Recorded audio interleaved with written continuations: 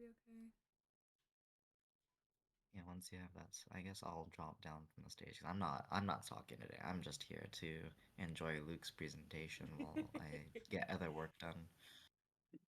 Thank you. You'll do great, Luke. Deep breath. Thank you. Yeah, you're gonna do great. We Yeah, really, really, really appreciate it again. Like, this is hugely helpful. it's a pleasure, really. It also gives me time to practice speaking to a couple of people that I'm not familiar with and I've never interacted with. Yeah, So this it's gonna help. perfect. It all works out. All right, well, I'm gonna drop down into like the leave stage. We can give people a few minutes because I know like they'll be hopping in as you go too, Okay. and you can start probably in like 4 minutes. All right. Okay.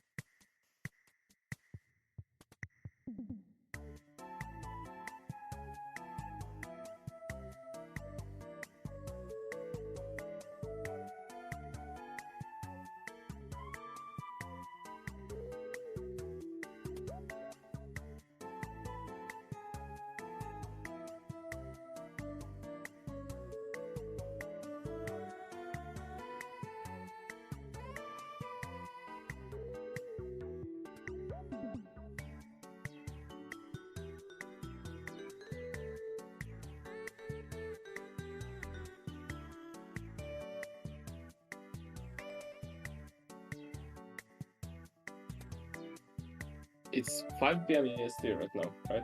I think so, yeah.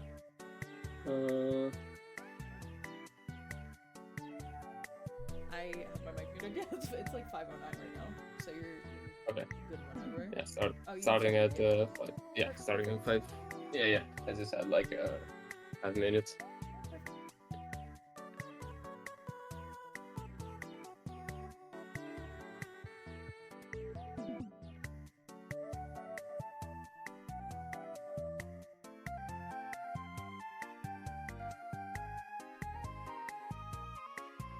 Mm,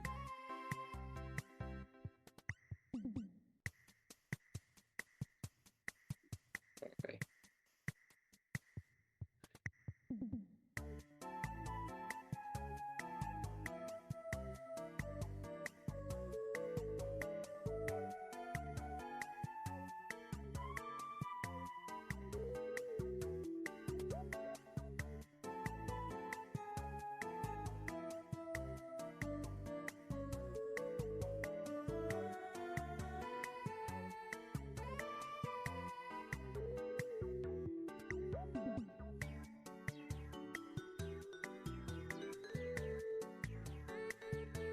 just in case it's not visible.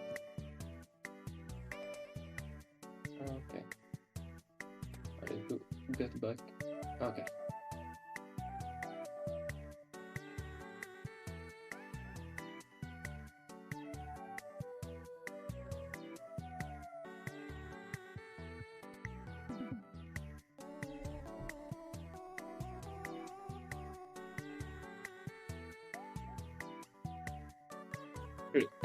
I think we can already start. Like we've been, it's what 5:11. I think it's a good time to start. Yeah, whenever you're ready. Okay. So hi everyone. I'm Liuq. I'm a professional coach at ESG in EU Pro League, and today we will be talking about two very important topics that are strictly correlated one to another. First, and most important, time and how to treat time properly, how to manage time properly, and why time is actually the most important resource you have in Apex, and why it's a currency that you use in Apex. And then the second part, which is how to plan properly, and as it's spelled out here, not be a headless chicken just running around. So, to start off, why time is the most important resource in Apex? We are used to think about economy in Apex as made of abilities, for example. So abilities or healing items or ammunition, right? So these are the most common resources that we think of when we think of economy in Apex. The reality is that in order to acquire each and every of these resources, we always spend time. So we trade part of our time to acquire those resources. What this means is that, let's say we land at Siphon, we spend a minute 20 looting Siphon, and we traded that minute 20 for Siphon's loot. That's like saying I paid one 80 seconds to get I don't know 5 batteries for medkits, my nemesis with I don't know blue attachments, and then I'm ready to play my game. Or for trials, I spent 4 minutes and I have very good loot, and now I'm ready to play a different kind of game. This doesn't just apply to the start of the game. This applies to every aspect and every part of the game. At any time, we can think of the average game with the 20-21 minutes. So I just typed 12:30, so 20 minutes and a half. We have 12-30 seconds to spend to gain something. And every time we are sitting on sitting in a building and we're maybe not doing anything, we're just losing time, we're just sitting on ourselves, then we better have gained all the resources that we could have gained, or we are just effectively like losing money, essentially. You can think of you start with $500 and every second you lose one, or instead every second you can spend one. That's what time management is. It's placing your seconds, your well-earned seconds, in something useful for yourself. As we said, looting, rotating fast, for example, or killing a team, planning, speaking with other individuals, speaking with people in our team, studying what's happening around us. That's what spending time properly is. And it's important to have a good knowledge of how fast time actually passes, so that when we have something like a zone 3 with 17, 18 teams alive, and we have to rotate, we don't have to spend these 3 minutes that we get, which seem a lot. They do, but they're not. They truly are. They truly aren't. We don't have to spend all of these 3 minutes to try and understand what needs to be done. So, uh, what I mean by this is, let's try to look at these timings. So this round one plus round two, and see how we can how what an example of spending time properly would be for this first. How many minutes is this? Like six, around 9 minutes, 9 minutes and a half. So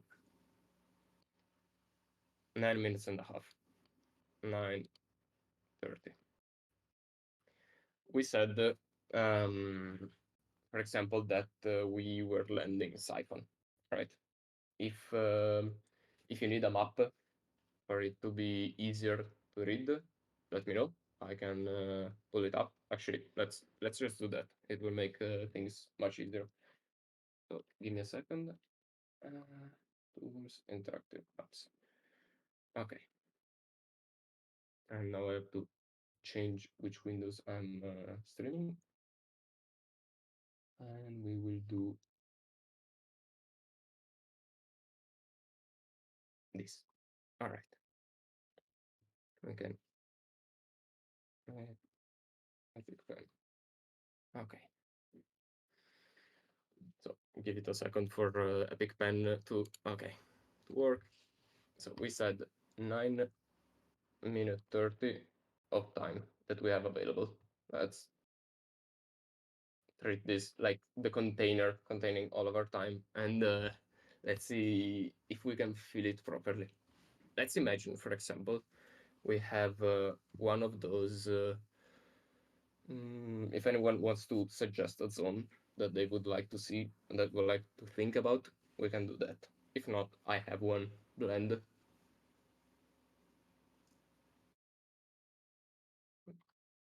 I'm not reading Twitch chat, by the way. I don't know if it.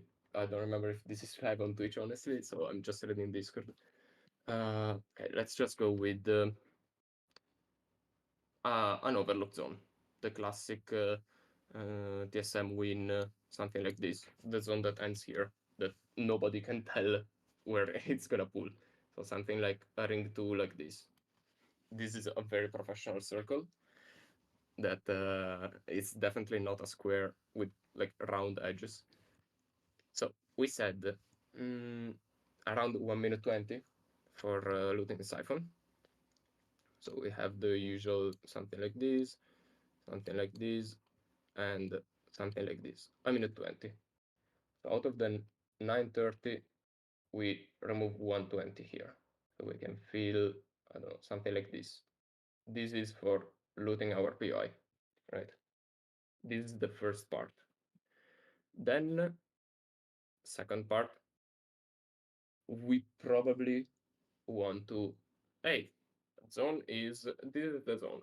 Where do we want to play? And we say, I don't know, I would like to play the hill. This hill. This in game will take us what? 15 seconds, 20 seconds, let's say. 20 seconds. All right. So after that decision, this is obviously not the good size, but we don't care. After that decision, we have to reach our destination. So the fastest path for this would be the classic balloon into evac into reaching height. You technically have to do these and then reach height here. So we a unit of measurement that we can use to get a good assessment of how to move around the map is 100 meters equal 10 seconds. So 100 meters take away 100 seconds from our rotation.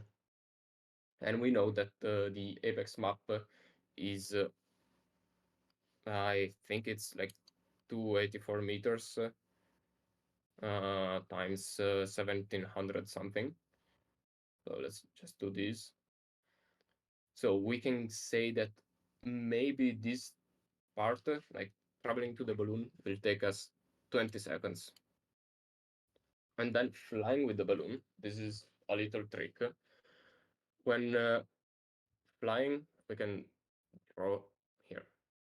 When we have a balloon, something like this, and we take the balloon on flat terrain, compared to walking, we save around 20 seconds. All right, that's just an indicator that you can use on flat terrain. Here, we would be flying uphill, so it's not a flat terrain. I think we can count saving like something like, I don't know, 10 seconds maybe. So normally this path would take us something like 25 seconds. So let's say another minus 15, right? 25 minus 10. This path would also take us 15 to reach the evocable spot. So let's say another minus 15.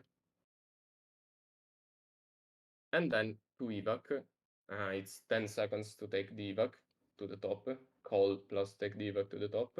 And then let's say a good 10 seconds to fly, another 10 seconds. So in total, to reach our destination, we are here. Okay. So we reach our spot with having spent a minute 20, a minute 30, a minute 55, 2 minutes 10. If I do the math wrong, skill issue. We have spent 2 minutes 30, so we have 7 minutes left. All right.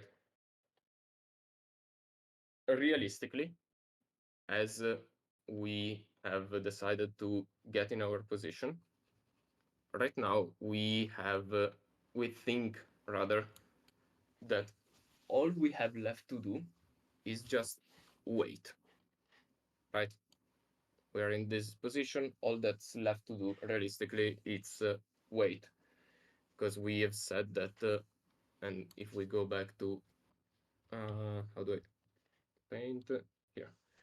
We have said that we have, ring one is probably closing, because we can account for the ship path and all of our travels. Realistically, the ring is going to be closing as of right now. So it's ring one closing, the start of ring one closing. There's maybe teams here, here. Launch site might be coming from here.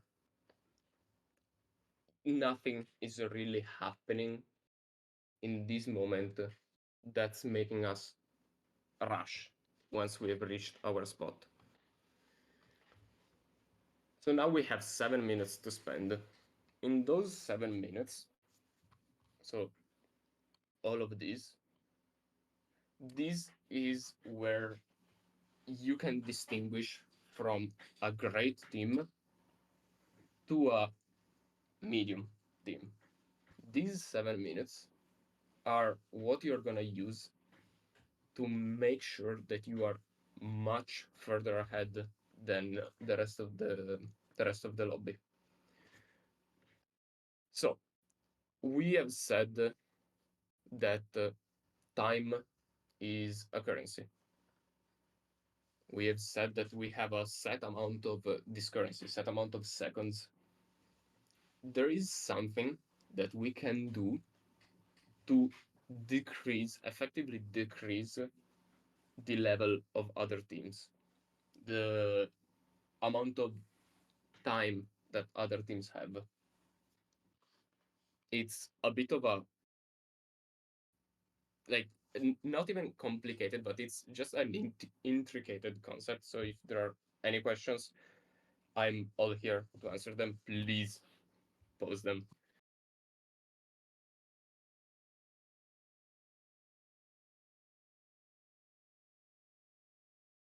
Oh, I think I got kicked from the conference for a second. I should be back. We should be back. Okay. So, um, I don't know if we if it got captured, but if there's any questions, since I know it's an intricate topic, please do let me know. Ask them. I'm here to answer them. We said that we have 7 minutes left, and this is where we start getting into planning. How do we use these 7 minutes? We start by thinking about what our plan was in the beginning. This is just a cycle in case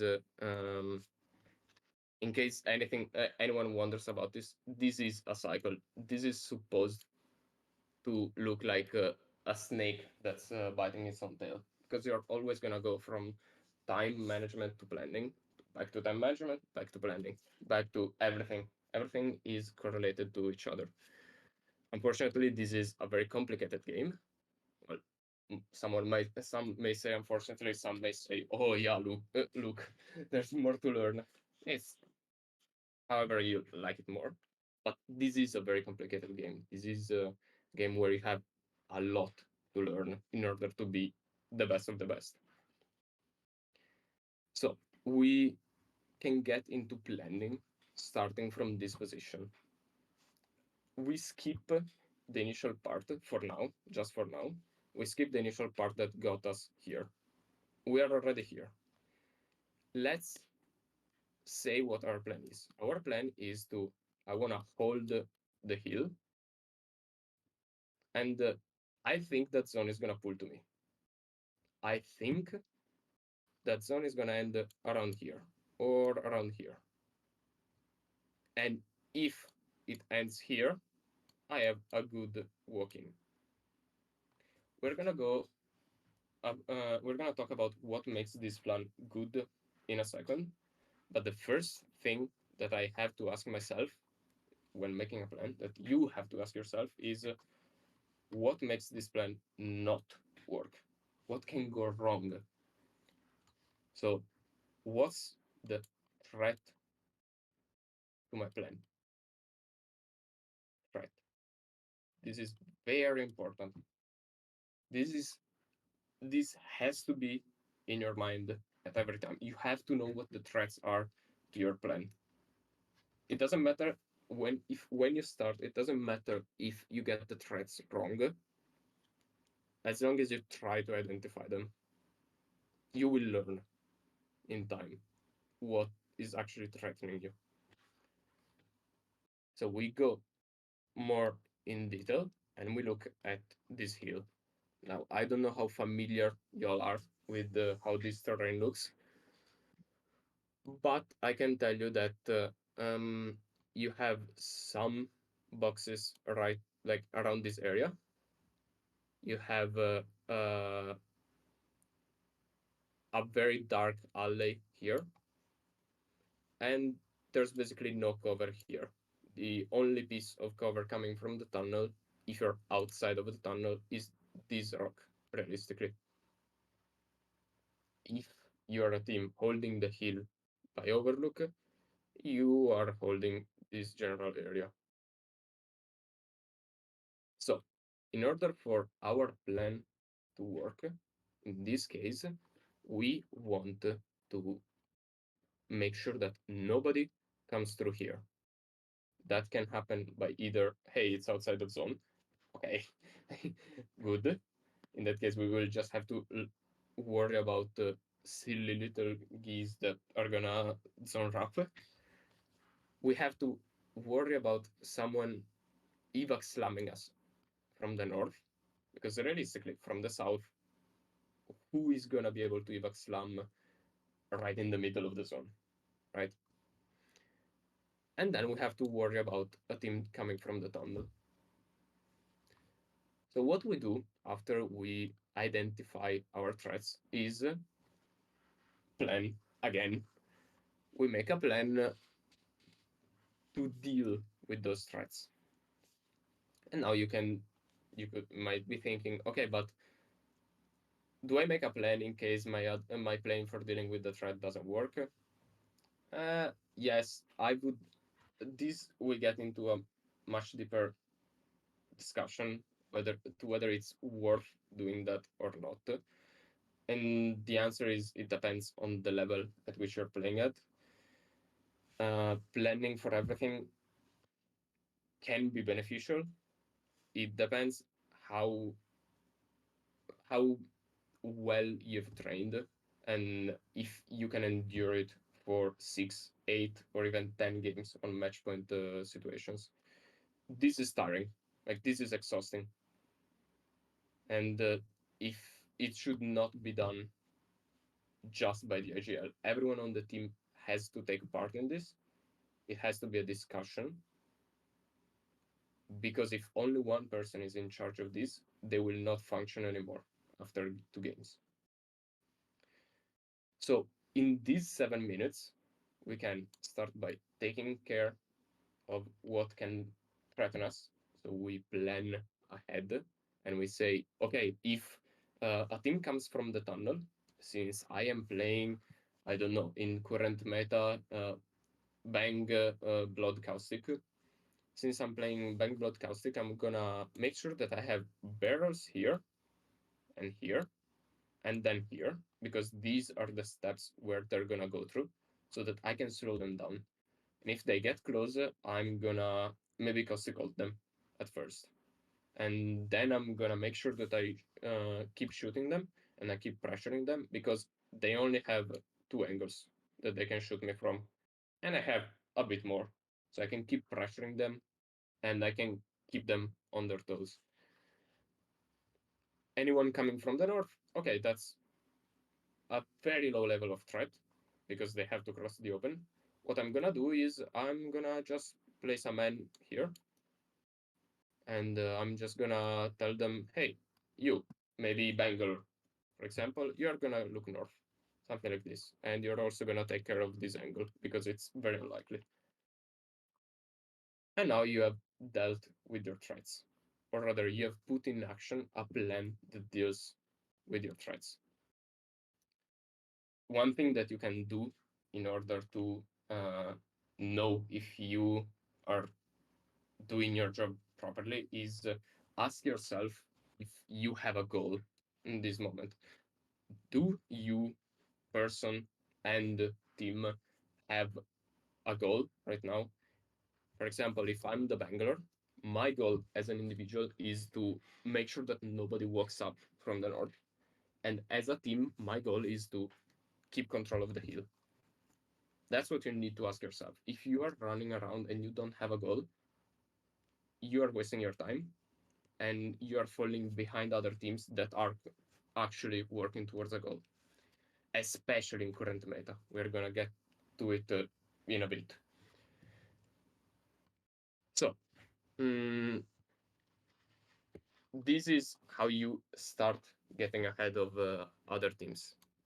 Then, once your plan is set in motion, you can start thinking about what, or rather, you should do it in at the same time. But for starting, like when you're starting, I suggest doing this slow. It doesn't matter if you die. It doesn't matter if taking this stuff slowly kills you. Even if you're playing ranked, it's just internet points. They don't matter. You turn off your PC, your life goes on the same whether you lost 200 RP or you gained 200 RP. It does not matter. So take it slowly. Give yourself time to learn. Slow things down, and then once you're comfortable at slow pace, accelerate a bit. So you ask yourself, what is what do the other teams want to do in order to score the most amount of points this game? And then what you can do is you ask yourself, how can I disrupt their plans? How can I make sure that they don't achieve their plans? And that's where you start a bit disrupting their plans. So, for example, you see from the hill that a team is sitting in this building and you have, I don't know, a 30-30 with the 2x4. Okay. You have a 30-30 with 2x4, and you see that this team doesn't have Watson. And they keep picking like this. Inwards edge, and this is a sad reality, nobody has loot. There's very few teams that can afford to pick. We don't have loot. This map is not fun to play. And so you think, okay, this person that's sitting in this building, if zone pulls to me, zone pulls to me, this person has to run uphill. And if this person has to run uphill, also this team has to do it. Also this team has to do it. Also this team has to do it. Also this team has to do it. This team is dead, realistically. But also this team might have to do it. They can't all evac. They can't. And they're not all playing bulk. So you know that there's gonna be a mess here. And yes, it's an opportunity for you to get free heals, but it's also you also know that this team is gonna need to heal at some point, running up the hill. So their plan is I'm gonna run up the hill and I'm gonna fight an X amount of teams and I'm gonna heal while doing that. But what if you take all their heals? Suddenly, what they have to do is a forced move. It's something that they were not comfortable with. Maybe they don't have cut. No, I don't remember the sightlines from up here down the hill. Maybe you don't even see them. But maybe you can see through this roof, and maybe this door is broken because someone needed it, and you can see inside. Probably you can't, realistically. But you can start addressing others people's plans and make sure that you can disrupt them. This game is not necessarily about being the last one standing. You can read it in a different key. You can read it in this game is about making sure that everyone else dies. It's a bit of an aggressive view on it, but that means that you don't want others to succeed. While you're in game, there are no friends. All you're looking to do is make sure that everyone has a terrible time. Unfortunately, it's and you have the best time possible. It's not always possible, but that's what you should be doing. To make sure to disrupt their plans and that your plan is well secured. If you just sit here, if you just sit and you go, oh yes, I have my good spot, and you spend the 7 minutes that it's gonna take for ring 3 to pop, you might be up here and you might find yourself having to rotate here, and suddenly the team inside has heals to keep fighting you because you're gonna be playing on this fence, and they can stall you and make sure that you die outside of their fence because other teams will be rotating in. But if you like bother them long enough and you made sure that they had no heals, now they'll be scared to pick. And maybe not in current meta probably, but maybe you got a purple from doing that. So you also increase your economy. You spent time and you achieved purple armor. And they spent time and they lost resources. And now you are here, and your next move has to be taking control of Dorito, and they have no heals to defend it. That's what spending time properly is. That's what the start of planning is. And we can do this with plenty of zones. If anyone wants to do it later, we can. And there are plenty of examples from DGS that we can take, and we can look at Pro League and go, oh, wait, they did this. Even if they're pros, they still make mistakes, and we can look at and see, hey, this should have happened. So first, we have to talk about what variables are important when planning. There are, I personally consider the following. First, and I'm gonna grab, actually, no, let's type first, and in my opinion, most important is terrain. And by terrain, I mean anything, not just ground, not just a ground floor, like buildings, uh, hills, carts, anything that you can play in or on. This game has a weird characteristic where a disparity in terrain, so having an advantage based on terrain, will very likely make you win whatever fight you're taking. So terrain is the first variable that we have to consider when making plans. Are we putting ourselves in what's considered good terrain? So, for example, we are putting ourselves on a high ground. That's the most common good piece of terrain. Also, I should specify like a little note that is actually incredibly important.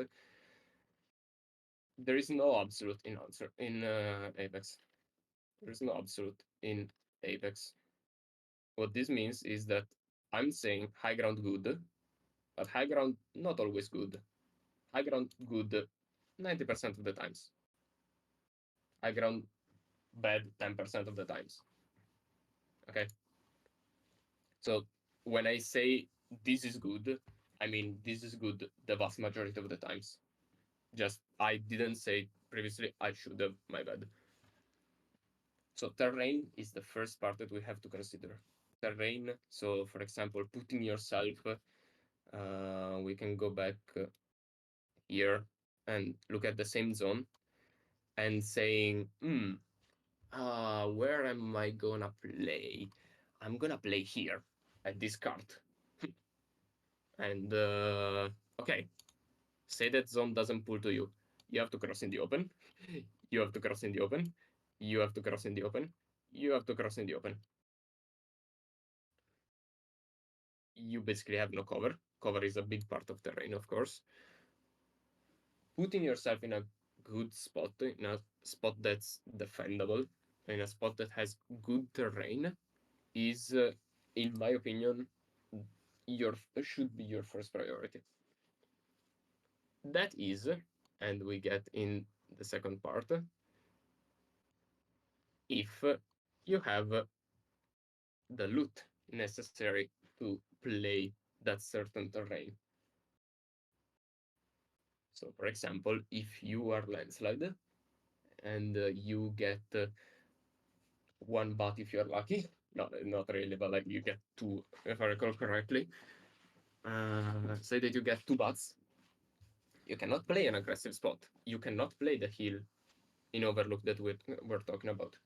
Because if the team from Tunnel cracks you once, now you don't have a bot to heal when you're gonna go downhill or when you get pushed by the team in the tunnel because they, I don't know, they feel funny and they want to push you. Okay, they crack you. How are you gonna heal fast?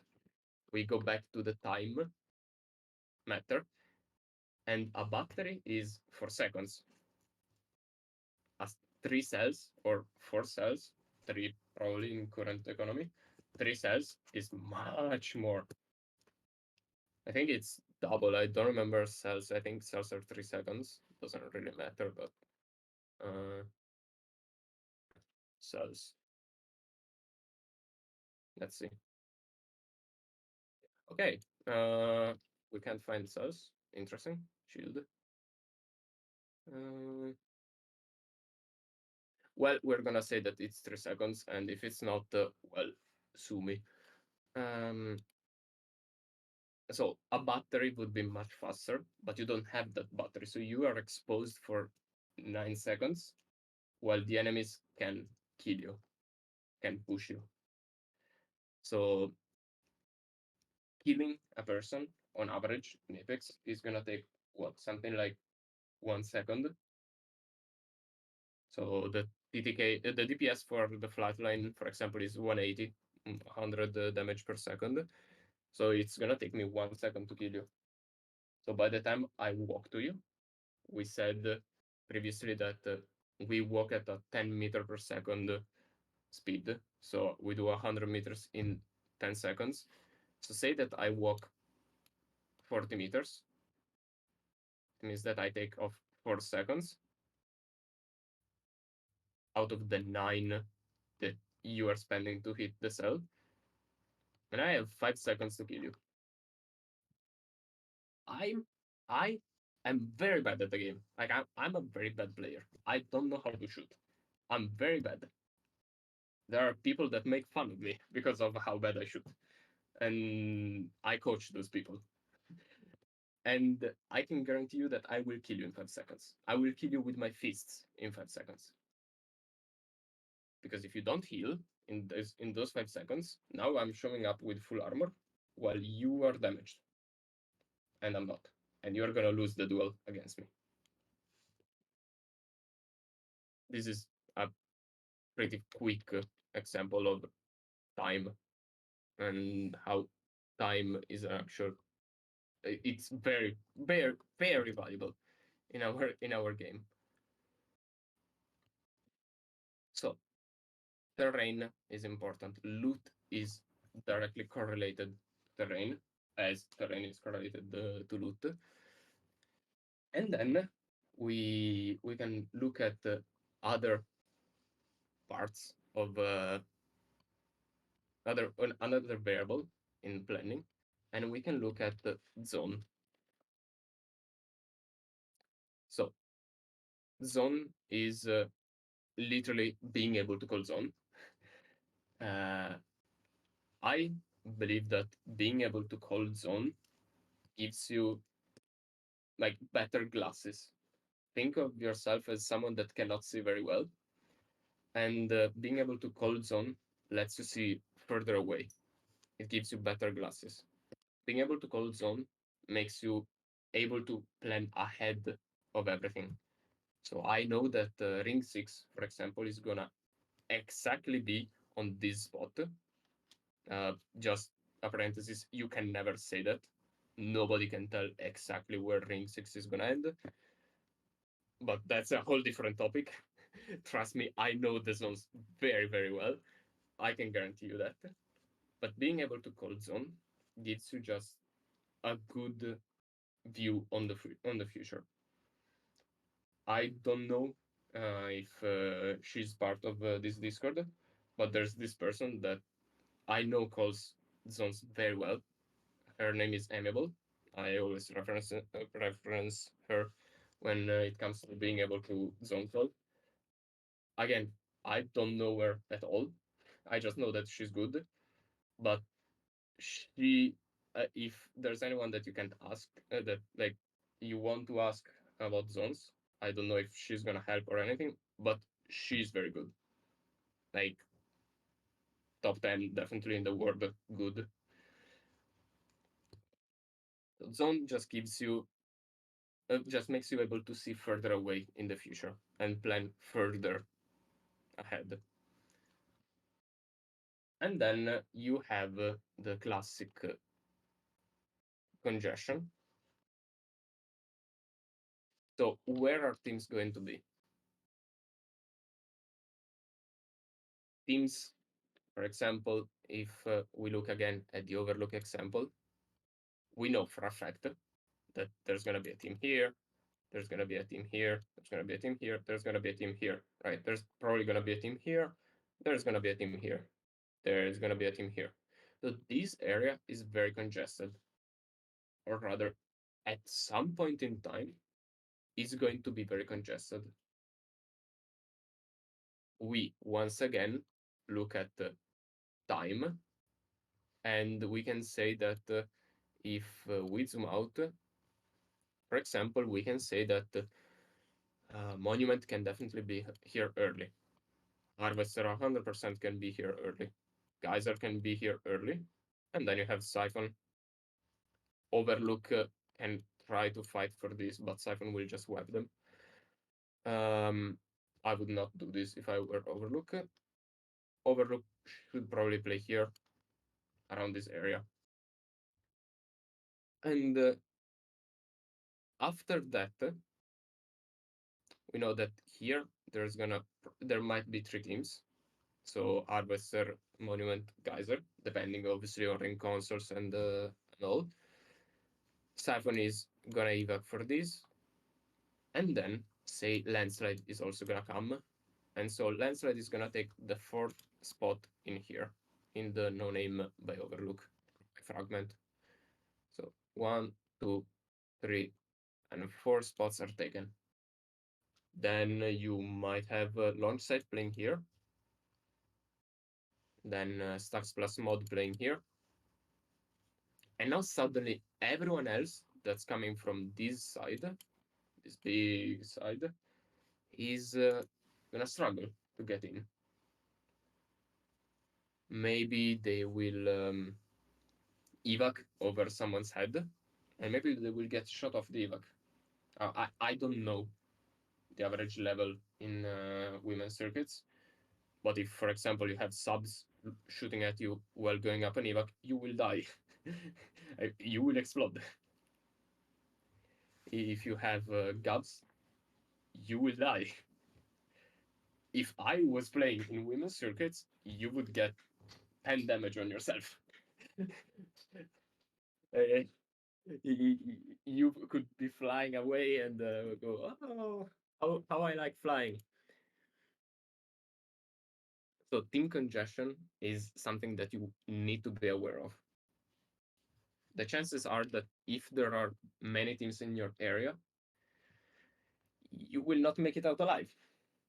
You can think as highly as you want of yourself, but if someone is shooting you in the back, they will do most of the times they will kill you.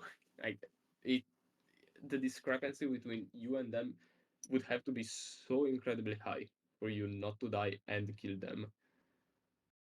They will kill you if they shoot you in the back. Like y'all can play the game. I I mean I think you can play the game. I don't think you would be here if you couldn't. So team congestion is something that you need to be aware of, or you will you will end up very bad. There is I remember when Friday Night Firefight scrims started. I don't know if people took part in them, but they were a bit of a mess. We here. Can I find the EGS from it? That's the question. Okay, that's enough. Okay, I'm gonna let's see if I can paste it here. Okay, so I remember watching this because the first screams that were played with the Friday Night Firefight were played by a friend of mine, and I remember she was very happy of playing them because, well, they were hosted by Sea Lion, and having someone like Sea Lion, I don't know if you know them, like if you don't know him, you should trust me, because he does a lot for the community and for free. But I remember him giving this strict example. As you can see, you have Zone pulling away from Northpad, and it's definitely not ending in this area. So you have these many teams here. If I recall correctly, there was a contest in Northpad, and it ended up being here for some reason. But if I'm LG here, I would just look at this, see 1, 2, 3 teams, and there are two options that you can think of. One, me being LG, I am able to kill Aftermath at the time, and I don't know, Sin, I think. And I think I see Shiro there. Okay, so you would have, like, I know Renascent is a good player, Shiro is a good player. So I would have two strong teams. Maybe you don't know that's them, but I would have to kill two teams in less than 30 seconds before the Jacob team gets to me. You're not doing that. I can tell you that. You're not doing that. It's crazy. If you're able to do it consistently, good, great, good for you. I can tell you that you probably are not able to do it consistently. You might be able to do it 2 out of 10 times, great, but that means that the other 8 times you die. And that's not a good result. We want good results on average. We don't want good results every now and then. Okay. Um, so if you are LG on this and you see something like, oh, there's a lot of stuff happening here, you're out of zone. You have spent a lot of time outside. Get to zone. Just goes on. Literally, just goes on.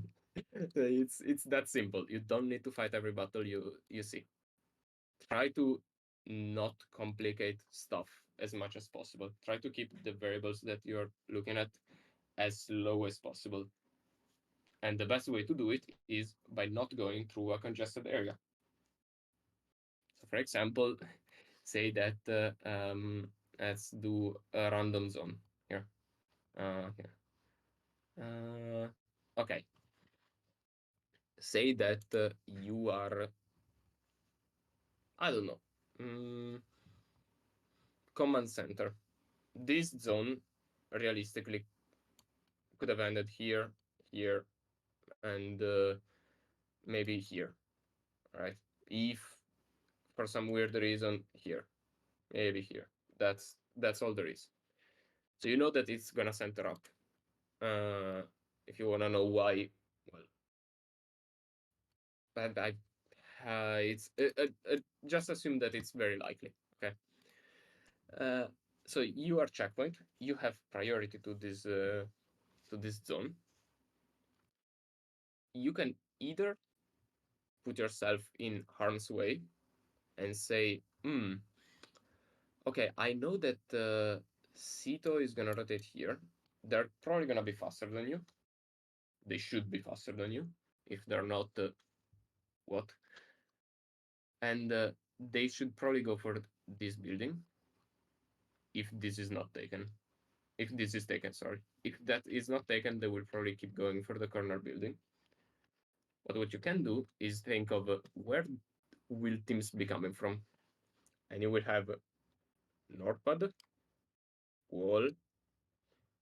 You will have whoever is on this side coming in. You will have whoever is on this side coming in. So where is the congestion gonna happen? The congestion will 100% happen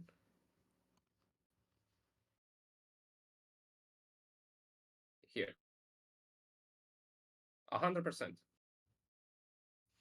So there's gonna be a lot of fights in this general area, and if anything happens to where, for example, there's 17,000 teams fighting here, and someone for some reason decides to int you because, I don't feel like fighting 7 teams.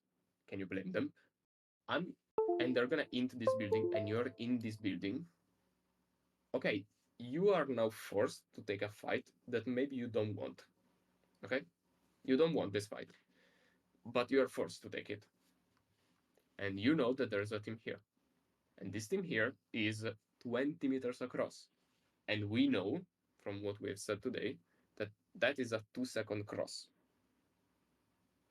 So, a 2 second cross, are you able to clear that team in 2 seconds?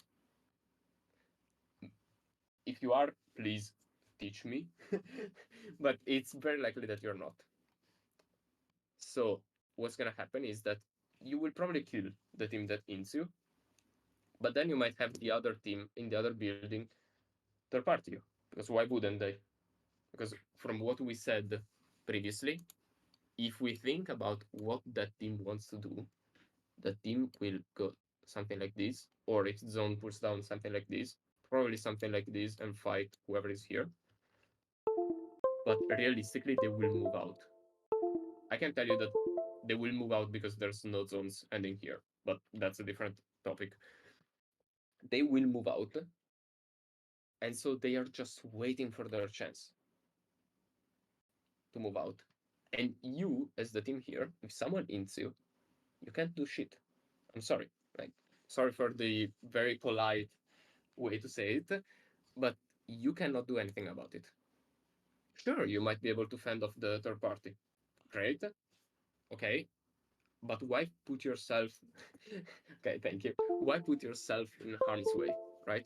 When you can just be this team and you can spend your 7 minutes that we talked about seeing the weaknesses of this team.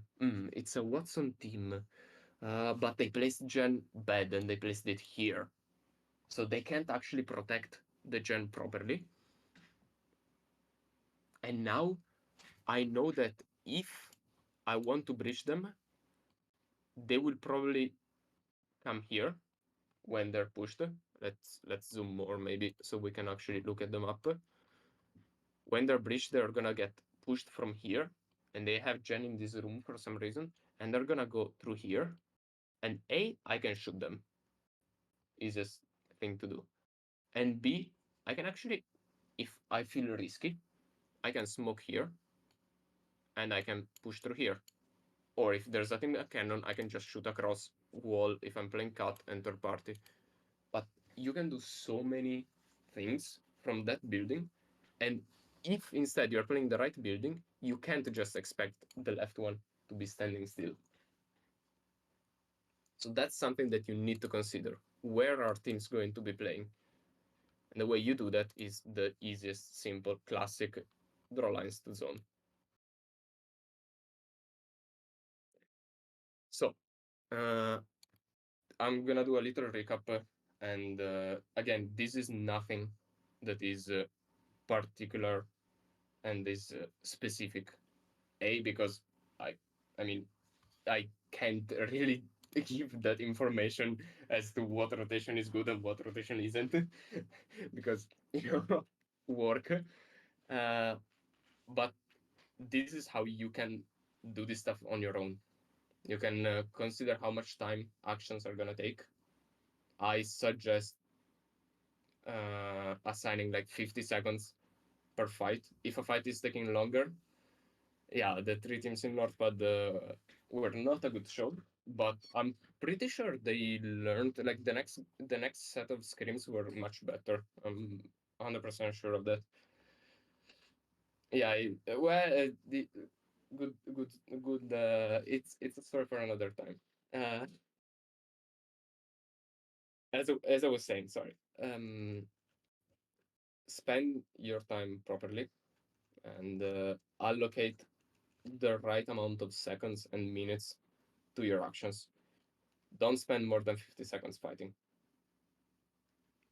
This is also another trick. If you're spending 50 seconds fighting, that means that any team in a 500-meter radius could be there to third. Because as we said, 100 meters equal 10 seconds. So if you spend 50 seconds fighting, anyone in a 500-meter radius could be there to third you. Dead. Like, good. If you can fend off third parties consistently, great. Uh, at some point, you're gonna meet someone that's gonna kill you as you go up in quality of lobbies and eventually meet pro league teams. Be very aware of how you spend time. That's the most important part in today's TED Talk, we could say. And what you can do and what is the start of eventually becoming a pro team is you have 20 21 minutes and we talked about planning, but in a day you have 24 hours, in a week you have 7 days, oops, in a year you have 12 months. All of this planning can be done outside the game. You don't need to be in game and say, when my teammate is gonna swing right, I'm gonna swing left. No, you can plan all of this stuff outside the game. You can plan how to communicate with your teammates. You can build common lexic that y'all are gonna use in game. You can plan rotations. You can say, for example, my team has codes for specific plays that we call, and when that code name is called, everyone knows what's happening. It's pages and pages and days of practice that have brought to this result. But you can do the same. Everyone can. It's not complicated. It's just tedious and long, and you have to have the patience to actually do this stuff. You can go in customs and test by yourselves. If you don't have custom codes, you can go in pubs. It's a little more tedious, but you can do it. That's how probably every pro coach did it at the beginning. It's not the best, but you can. And then you start making your plans. Now, let's get into let's uh, uh, let me open one random screenshot. Okay, now we have a new meta where you don't find shields on the ground anymore. So you have to hit in-game objectives, and we're actually gonna add this to our plan part, and we are actually gonna move this a bit down here, and we're gonna add this objectives part to the game. Objectives and congestion come hand in hand as every part of planning, realistically. But what's gonna happen now is that rotations, for example, zone closing here, they're not gonna look like these anymore. As we said previously, as we used previous example, for Climatizer, they might look something like this, into this, into this, into coming in zone. So what you can think of, the simile that I use is think of in-game objectives like Evo harvesters, UAVs, ring consoles. Think of them as little tiny black holes that attract the light, aka the players, towards them. If you're going towards one of these objectives, you are more likely to meet a team. And that's just the way the game works now. It was like this in the past too, but it was more subtle. Now it's obvious. You want armors, you hit Evo harvesters. You want kill people, you go towards objectives because they're all shared. Right? When thinking about congestion, you can think of these as magnets that attract people. I like black holes more because yippee black holes. But this is a very good way to imagine rotations. All right. The next step, once you've done all of this, is including, of course, abilities and all of that. Me personally, I don't believe that it's that important until you're at a high level. This game is not based on abilities first. This game is based on guns first. You can kill a team without using abilities. Of course, abilities give you an advantage, but they don't make or break a fight.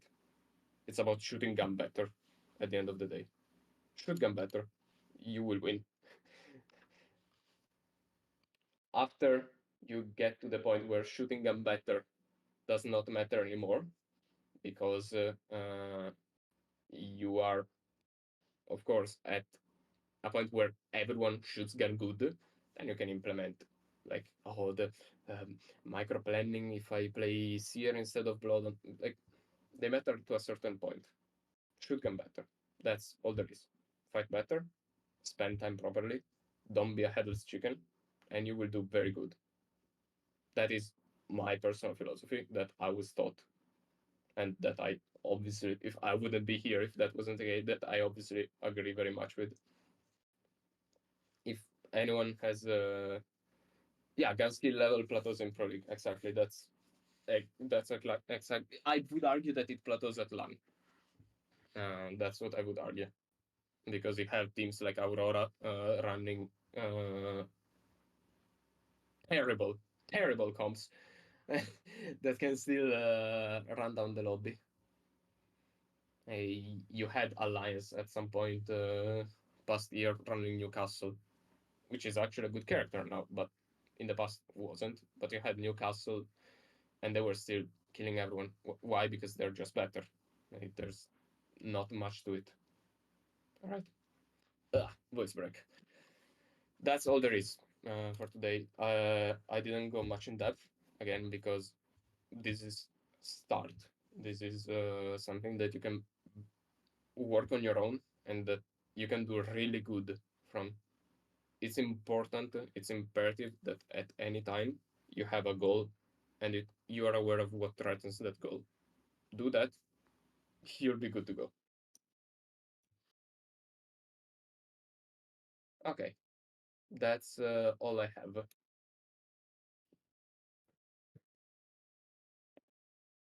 I hope everyone enjoyed. If anyone has questions, speak now or nothing. Like I'm just gonna go to sleep.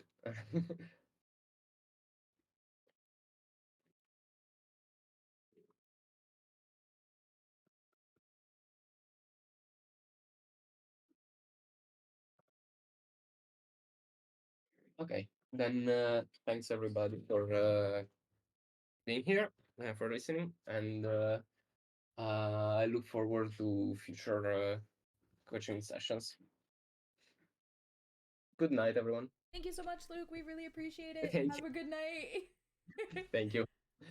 I You I did learned great. from you. I learned from you, right? To answer your question. You did great. Have a good night. Thank you. See you. Bye bye. Bye.